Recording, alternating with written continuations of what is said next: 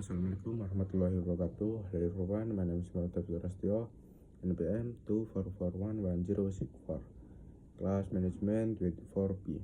Baik, di sini akan menjelaskan materi tentang Introduction to Business Feasibility Study. Yang pertama, pengertian studi kelayakan bisnis. Studi kelayakan bisnis adalah proses analisis yang dilakukan untuk menilai apakah suatu ide usaha layak dijalankan atau tidak. Ini tuh kayak kita mengecek dulu sebelum buka usaha, bakal untung atau tidak, risikonya seperti apa, dan realistisnya dijalankan. Tujuan utamanya menghindari kerugian, membantu pengambilan keputusan, memberi gambaran jelas tentang masa depan bisnis. Yang kedua, kenapa studi kelayakan bisnis itu penting? Sebagai mahasiswa atau calon pembisnis, penting banget untuk mengerti ini. Banyak bisnis gagal bukan karena idenya jelek, tapi karena gak dianalisis terlebih dahulu.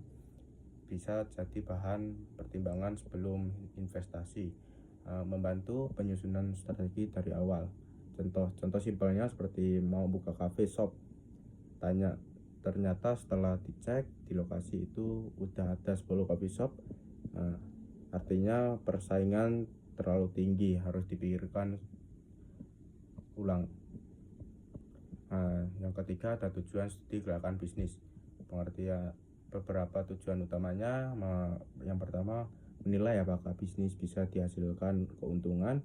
Yang kedua, mengidentifikasikan resiko yang mungkin terjadi. Yang ketiga, menentukan strategi yang tepat. Yang keempat, membantu menarik investor. Dan yang kelima, menghindari keputusan asal nekat. Yang keempat, ada aspek-aspek dalam studi kelayakan bisnis.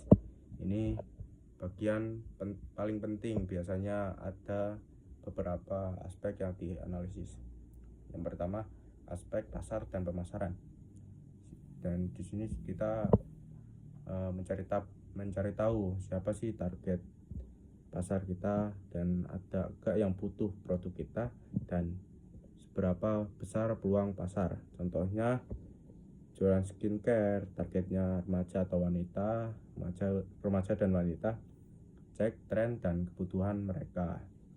Yang kedua, ada aspek teknis operasional, seperti lokasi, proses produksi, peralatan yang dibutuhkan. Contohnya mau buka laundry, perlu mesin cuci, tempat, air, dan listrik.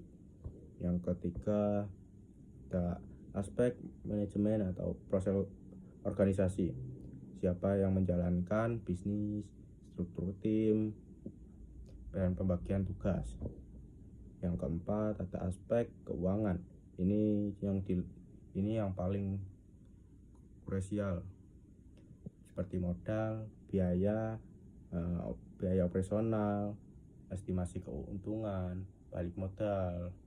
Dan yang kelima, ada aspek hukum, seperti legalitas usaha, perizinan, hak cipta kalau ada ya. Yang keenam, aspek lingkungan dan sosial, dampak ke lingkungan, dampak ke masyarakat sekitar.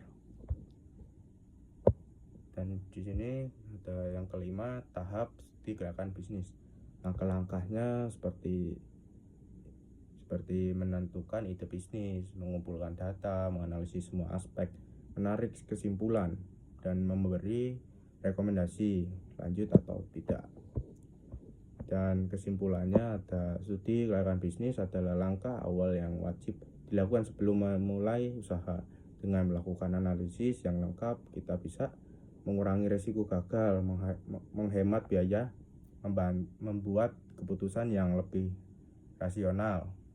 Dan jangan langsung gas buka bisnis, cek dulu dan layak atau tidak. Baik, itulah yang bisa saya jelaskan.